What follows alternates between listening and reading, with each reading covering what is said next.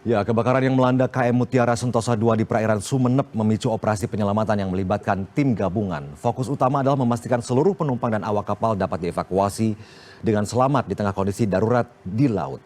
Lalu bagaimana proses evakuasi dilakukan dan apa saja tantangan yang dihadapi di lapangan? Bagaimana perkembangan terbaru penanganan insiden itu? Untuk membahasnya sudah bergabung bersama kami melalui sambungan virtual ada Kepala Pelaksana Badan Penanggulangan Bencana Daerah Kabupaten Sumeneb, Ahmad Laili Maulidi. Selamat malam, Assalamualaikum Bang Laili. Selamat malam, Waalaikumsalam Bang Victor. Baik, Pak Laili, bagaimana, boleh diceritakan bagaimana kronologi terbakarnya KM Mutiara Sentosa berdasarkan informasi yang dihimpun dan diterima oleh BPBD, Pak Laili? Ya, terima kasih. Jadi kami khususnya di BPBD sekitar jam 10.30 tadi memang dapat informasi bahwa ada kejadian kapal terbakar di perairan Sumeneb di sebelah utara Pulau Madura.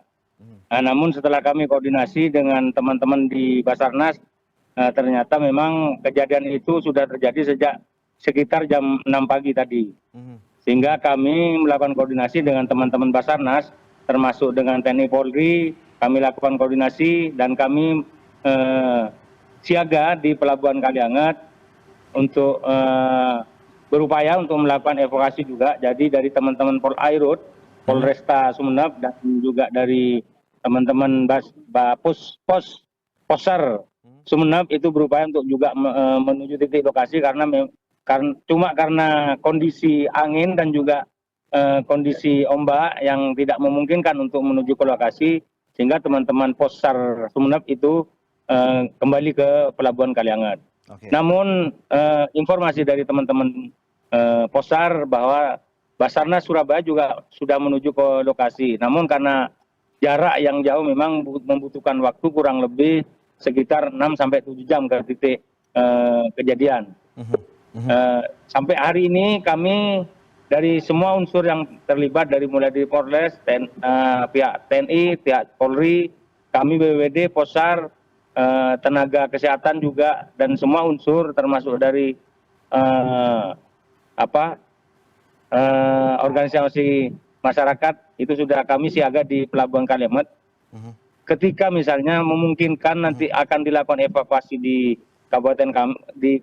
Pelabuhan Kalianget, kami sudah siaga untuk mengevakuasi korban ke rumah sakit terdekat. Mungkin Bang Victor. Oke, Pak Laili, bisakah Anda update berapa jumlah korban yang sudah terdata sampai malam ini di tanggal 2 Agustus? Jadi update terakhir per jam 18.00 dari teman-teman Basarnas bahwa korban berhasil dievakuasi itu sebanyak 227. Oke. Dan meninggal dunia itu sebanyak 5 orang.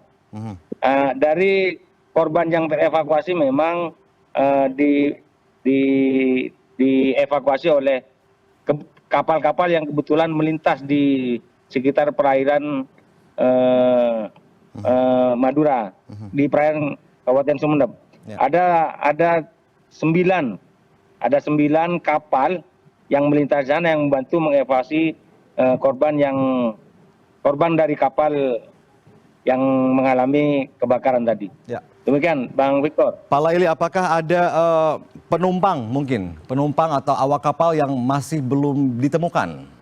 Atau semuanya sudah ditemukan, sudah lengkap dalam kapal itu? Untuk informasi terupdate seperti yang saya sampaikan, masih ada sebanyak kurang lebih 41 penumpang yang masih belum ditemukan, namun teman-teman dari Basarnas masih terus melakukan pencarian sesuai dengan SOP ke 1 minggu ke depan.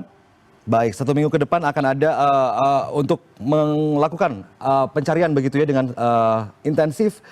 Kalau Anda melihat kejadian ini, ketika tadi mendapatkan kabar informasi di sekitar pukul jam 8 pagi dan baru diterima kemudian informasi kembali bahwa sudah terbakar sejak sekitar 6 pagi.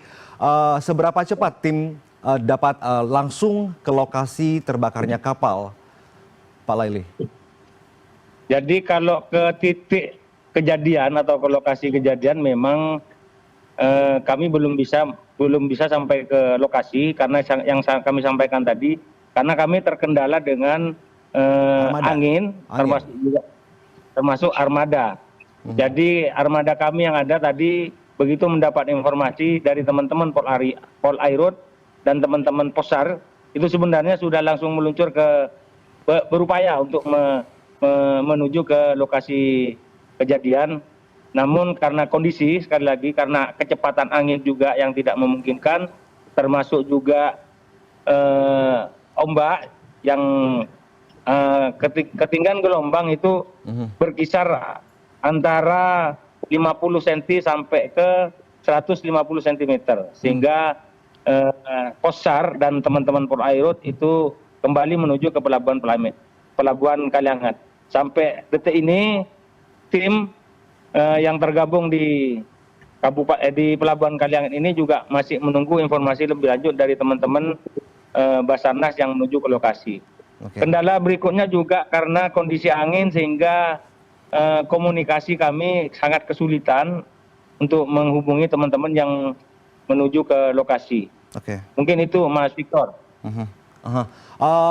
Pak, saya ingin update, tadi ada beberapa jumlah korban yang mungkin luka-luka begitu menjalani perawatan. Apakah mereka ini mengalami luka yang cukup parah atau seperti apa, Pak? Untuk korban luka itu memang masih belum ada, belum teridentifikasi. Namun yang sudah teridentifikasi cuma jumlah. Terkait dengan baik. Pak, itu jumlah yang kita dapat. Pak Laili, kalau Anda mengatakan bahwa ada kendala untuk tiba di lokasi kejadian, ini cukup sulit ya, tadi gelombang laut cukup tinggi begitu ya. Apakah memang sepengetahuan dari BPBD, dari Pak Laili dan teman-teman, perairan di sebelah utara di mana lokasi terbakarnya kapal terjadi memang kerap diwarnai dengan angin yang hembusan yang begitu kencang dan juga gelombang tinggi? Pak Jadi Laili. ya, Bu Victor, di perairan Sumeneb memang ketika memasuki bulan-bulan Juli ke depan itu memang tinggi gelombang sudah mulai naik, bahkan menjelang nanti di pertengahan Agustus sampai September itu bisa mencapai ke 3 meter. Memang itu kejadian yang memang kondisi perairan yang ada di Kabupaten Sumeneb. Kita tahu juga Kabupaten Sumeneb beberapa tahun yang lalu pernah kejadian juga Tampomas 2, Bu Victor. Ya, betul sekali. Pak Laili, terakhir nanti kita update lagi, tapi kita ingin tanyakan apakah BPBD sudah membuka posko darurat untuk pusat data atau belum? Atau masih berkoordinasi dengan Basarnas? Siap, jadi kami ketika dapat informasi langsung memerintahkan teman-teman dan juga berkoordinasi dengan teman-teman Polres dan juga TNI, kami langsung mendirikan posko langsung di Pelabuhan Kaliangat. Ya. Oke. Jadi terhitung hari ini sampai 7 hari ke depan kami tetap siaga di Pelabuhan Kaliangat. Baik, Pak Laili dan teman-teman, terima kasih sudah siap siaga. Semoga yang masih hilang dan belum ditemukan segera dapat ditemukan. Terima kasih banyak Pak Laili atas waktu Anda bergabung bersama kami di CNN Indonesia Prime News. Sehat selalu Pak Laili. Assalamualaikum. Waalaikumsalam warahmatullahi wabarakatuh.